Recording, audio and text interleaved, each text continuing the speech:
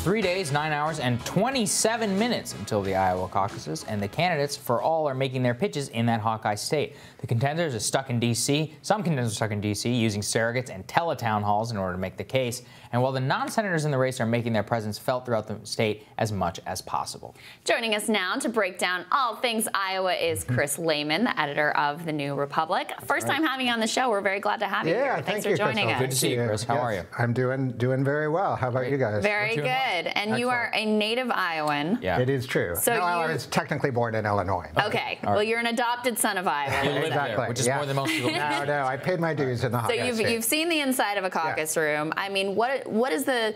How reliable are the polls of this process? Because this seems tremendously hard to suss out. Yeah, now here in D.C., of course, we obsessively monitor fluctuations in polling. And it's really, having been to caucuses and grown up in Iowa, you tend to take polling with a definite grain of salt. I still remember, I mean, this was after I left the state, but I was living here in 2004, and I ran into a prominent national political reporter at Trader Joe's, right about at this point in the 2004 primary calendar, right before the Iowa caucus, the weekend before. And I said, of course, who's going to win? And with utter certainty, you know, in that kind of somber pundit mode, I'm going to tell you the truth, He said, well, I'll tell you, Howard Dean's going to run away with this thing.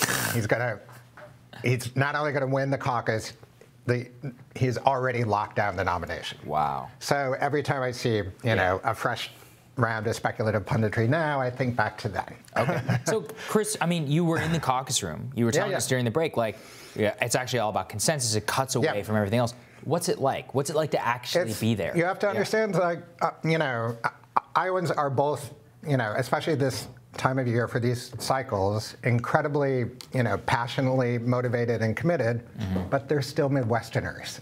And that is to say, the structure of the caucus is such that you need to reach a consensus in the room, and you broker a consensus with all of these really nice Iowan people. And so a lot of the dynamics we see, you know, propelling the media spectacle around the caucus, actually, I think, do not work to candidates' advantages in the caucus room. So, for example, I was saying earlier, if you're the number 2 choice for a plurality of voters in a caucus room, you're in a very good position because you do have to reach consensus. If the consensus, you know, behind a certain candidate is not going to cross the threshold, you have to go back to the drawing board and say, like, well, who do we like here? And then there's going to be a lot of movement. And the last, you know, to recur to the bad pundit habit of consulting polls constantly, I did see a poll that showed Elizabeth Warren is like the strongest number 2 candidate for Iowa voters. So even though she's experienced, you know, sort of longer-term drop-off, I wouldn't count her out. Yeah. That's interesting. Well, but it does look like, you know, not just in Iowa, but in New Hampshire and nationally, it seems to be narrowing to Biden versus Bernie. So if we zoom out from Iowa, what's kind of at stake? I mean, what do you see as the fundamental dividing lines in this great ideological battle? I mean, I actually tried not to think of it in terms of the personalities of the candidates and in terms of what's going on structurally in the party. Obviously, you know, we've seen, again, D.C. pundits make, in my view, stupid and fatuous analogies between Sanders and Trump as political leaders. That's stupid and fatuous. But what's interesting is they both represent a revolt of the base of their parties. And the parties in 2016, you know, you saw the massive, you know, effort of the GOP establishment, the Never Trumpers, all that, to try to contain Trump, and then they rolled over. There's a similar dynamic now with Sanders. You know, we've seen a lot of political reporting just in the past week saying the Democratic establishment is getting really nervous about the prospect of Sanders running away with this thing. Tom Perez is stacking the DNC with anti-Sanders people. They're trying to broker behind-the-scenes accords to make that happen. But in structural terms, this is exactly where, in my view, where the Republicans were in the 2016 primary cycle. Yeah, I agree. And I think in structural terms, as was the case then, the establishment structure of the Democratic Party is kind of disoriented and not as strong as it thinks it is. Yeah. And so that's going to be really interesting. Right. And I would be an idiot to say I knew how it was going to play out. I don't know how it's going to play out. Right. If I had to bet, I think I would bet on the people. I wouldn't bet on the establishment. That's what we really saw in 2016 with the GOP. I mean, they really were like, they seemed like they thought they had an iron grip on the party and all that, and it slipped through their fingers in a matter of months. I think the Democratic Party is very much in the same boat. There's a truism among political scientists that it's called the party to size thesis that is kind of reassuring to establishment leaders that at the end of the day, these are the people who have the clout, the insider influence, and the power to basically say who your nominee is going to be. And I think we're seeing the both major parties are being kind of hollowed out from the inside. And it's an incredibly volatile Well, I think it's moment. because, tell me if I'm wrong, I think it's because the party leaders don't have any connection to their actual voters anymore. It's much more to corporate people. We're in a studio on K Street in Washington right now, yes. It's not hard to look around and see certainly the sort of people I used to caucus with in my early adulthood are nowhere near downtown Washington. And I think, that's always the case in any kind of institution. And I think it used to be the case in the Democratic Party. You had a much more robust union movement. Exactly. There's to plug the magazine I edit, we have a great piece in the January-February issue of the New Republic by a labor lawyer, Tom Gagan, who ran for Rahm Emanuel's seat in Chicago when it was vacant, saying like the Democratic Party is obsessed with free college and everything that goes with that. A credentialed professional career is the path to social mobility now. And this is still a majority high school educated country.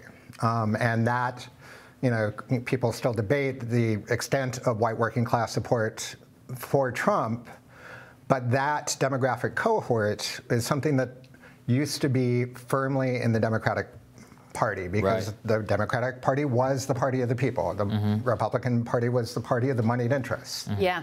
Now we're almost, in this place where there's a reversal, and the Republican Party, frankly, is, stuck with a base. Economic terms, it doesn't really have an interest in serving. Well, my argument is, the Thomas Frank argument that basically both one of my oldest friends. Both parties are centered essentially around the interest of the affluent and wealthy overlords and throwing sort of bones of identity politics to their respective working class bases. I do want to ask you, though, if you don't mind, a little bit about the magazine. I've been very excited about some of the new voices that you all have been elevating. Just talk a little bit. What do you think is the sort of central vision for the New Republic in this era? What the funny thing is, the central vision for the New Republic is not all that different from the vision that founded it more than 100 years ago. At that point, concerned liberals in America were realizing there are these tectonic shifts going on in American society. There's the rise of sort of industrial capitalism and trusts and a political economy that is divorced from the interests of ordinary people. There's a wave of mass immigration and a lot of anxiety about that and how these new immigrant communities would assimilate to American life. Excuse me.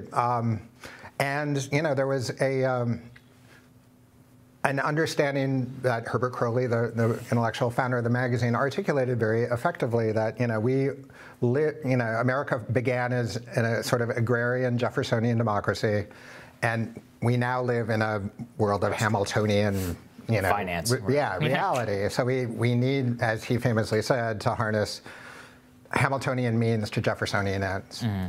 I don't actually know that that's possible, but it's a complicated debate for another time. But I do think we are now poised on a similar, tectonic convulsion in American life. We have, as we've been saying, institutions and party establishments that do not speak to the interests of ordinary people.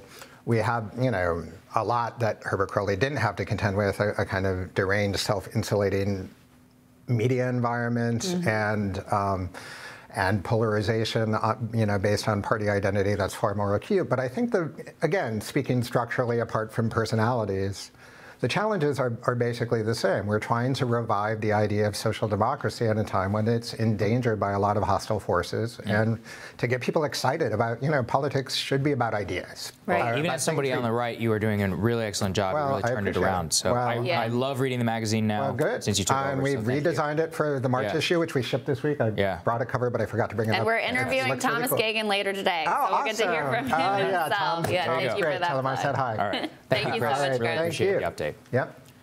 Next on Rising, we're going to learn one organization's plan to ensure a progressive candidate wins the Iowa caucuses. That's next.